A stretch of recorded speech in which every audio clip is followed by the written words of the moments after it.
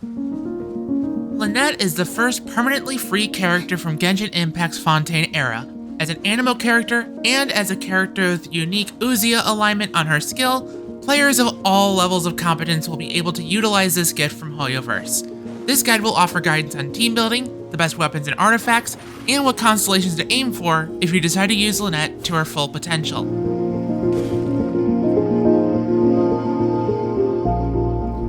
First, we need to talk about Fontaine's new mechanics utilizing alignments Ousia and Numa. In the world of Fontaine, all should be in balance. Enemies aligned with the Numa arc will be weakened by attacks of the Ousia alignment and vice versa. Ousia and Numa are also useful in solving puzzles. Each new character from Fontaine has one of these alignments, and utilizing these arcs will make boss fights much easier than they'd normally be. Now for Lynette's rundown.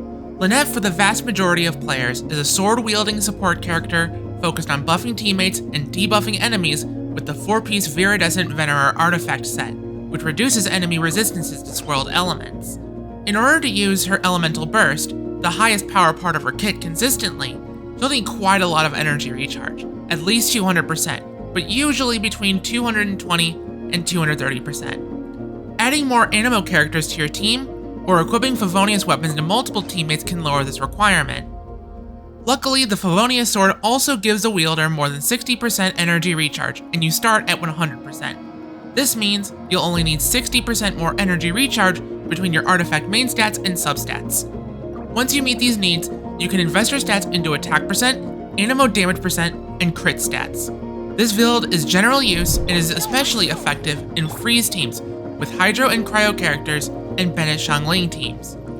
Lynette should equip the 4-piece Viridescent Venerer artifact set and an energy recharge weapon like Favonius sword, Sacrificial sword, or the craftable Sapwood blade and or Amenoma Kageuchi. But when Lynette is on field, it is perfectly fine to simply use her skill, then her burst immediately after to catch her skill's elemental particles to save time.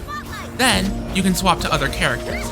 It'll be best if a teammate has already applied an element to enemies that Lynette can swirl before she takes to the field. There are 2 other possible playstyles for Lynette, but they're locked behind her 6th and final constellation, meaning you'll need to spend quite a bit of Prima Gems to unlock her full potential. The first alternate playstyle involves having Faruzan as a teammate who also has all of her constellations. Faruzan significantly amplifies Anemo damage while reducing enemies' Anemo resistances, making her capable of turning most Anemo characters into viable damage dealers. Combined with Bennett, the strongest buffer and healing support in the game, the DPS on your strongest Anemo attacker will skyrocket. A third Anemo unit, like Kazuha, will drop Lynette's energy recharge needs all the way down to about 140%. This allows her to focus nearly all of her stats on offensive capabilities. Lynette is not the best Anemo DPS to exploit Faruzan and Bennett, but if you love her design and personality and want to see big damage numbers from her, this playstyle can accomplish that. This build should equip either the 4-piece Maréchal Hunter or 4-piece Desert Pavilion, or just any combination of 2-piece effects that give Anemo damage or attack percent. Weapons should have a crit stat. 5 stars are better than 4 stars, but for these kinds of teams, Mistsplitter Reforged gives her the highest damage by far. Please note that with any crit playstyle, it is always optimal to have exactly twice as much crit damage as crit rate. A 75 to 150 ratio is ideal, but 60 to 120 or even 50 to 100 is a fine starting point. On field, Lynette should use her skill, immediately followed by her burst, then repeat 2 normal attacks, followed by a charge attack until the infusion runs out. The second alternative playstyle involves focusing Lynette's stats on energy recharge and elemental mastery. Elemental mastery is best for exploiting the damage from reactions, especially transformative reactions like Hyper Bloom, Overloaded, Bloom, and Burgeon. In this playstyle, we'd put her in a Hyper Bloom team with a Dendro character like Kale, an Electro character like Fischl, and a Hydro character like Xingqiu.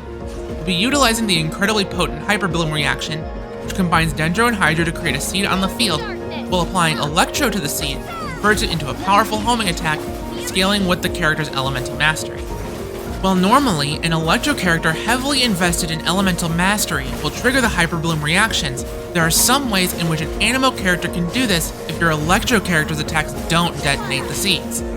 Fischl, potentially the strongest off-field Electro DPS in the game, deals impeccable damage when invested in attack percent, electro damage percent, and crit. But her attacks usually don't hit the Dendro seeds created with Dendro and Hydro. An Anemo character like Lynette, however, can swirl the Electro element applied to enemies onto the Dendro seeds, in which Lynette's elemental mastery is factored into the Hyper Bloom damage. This allows Fischl to maximize her personal damage without compromising her build, while also giving Lynette an opportunity to dish out tons of reaction damage.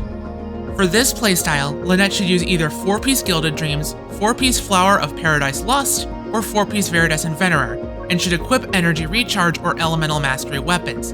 Noteworthy weapons include Freedom Sworn, Xiphos' Moonlight at Refinement 3 or higher, or craftable options Iron Sting and Sapwood Blade. On field, Lynette should use her skill, immediately followed by her burst, then repeat 3 normal attacks followed by a dash until the infusion runs out, then use her second skill charge to repeat the normal attacks. Why are these alternate playstyles locked behind C6? Well, because C6 allows Lynette to infuse her sword with the Anemo element after using her skill, making her normal and charge attacks capable of swirling other elements like Electro. Since Lynette nearly doubles the amount of swirls she can create at C6, this makes her a viable trigger for transformative reactions. Additionally, since her normal and charge attacks deal Anemo damage, buffs from powerful supports like Farazan will affect her sword attacks, skyrocketing her damage potential. With a summary of her playstyles out of the way, let's focus on exactly what her talents do and how to optimize her utility and damage. Her normal attack talent is honestly quite weak, and is only worth leveling if you plan to use her with C6 Faruzan and Bennett. Lynette's skill allows her to move quickly around opponents when holding the skill input down, marking up to 1 enemy. Upon release, Lynette dashes as a marked enemy and deals Anemo damage, plus a follow-up attack aligned with Ousia to weaken Numa-aligned bosses or solve puzzles. It also replenishes 25% of Lynette's HP, followed by a 6% decrease of her HP per second for 4 seconds. While this may seem pointless, several weapons and artifacts from Fontaine care about the wielder's HP changing, whether it be positive or negative. Without support from Constellations, however, the skill is also fairly weak. Her burst, however, accounts for about 70% of her damage at C0, and thus should be leveled first. It deals damage to nearby enemies, summoning an object to the field that taunts enemies to move close to it, then deals consistent damage in an area of effect. The object Lynette creates can also absorb another element and deal separate instances of damage to enemies of that element. Lynette's passives are fairly useful, offering a team-wide attack percent buff based on the number of different elements in the party and incentivizing elementally diverse teams. Another passage she gets through Ascension increases her burst damage after absorbing an element, and her Exploration passive helps find recovery orbs on the map while exploring. For Constellations, her first constellation gives her skill some modest grouping effects, pulling enemies towards a central point. This is mostly a quality of life upgrade. C2 doubles the instances of burst damage from an absorbed element, which is only a modest damage increase. C3 levels up her skill talent by 3, but this is also a negligible boost. C4 gives Lynette 2 skill charges, but unless she's in long rotations like Hyper Bloom teams, she won't be able to utilize this constellation to its full potential. C5 enhances her burst talent, which is decent, but C6 is the most important by far, enabling Lynette's damage-based playstyles. Learning a new character takes time and practice, especially one with special mechanics never explored before.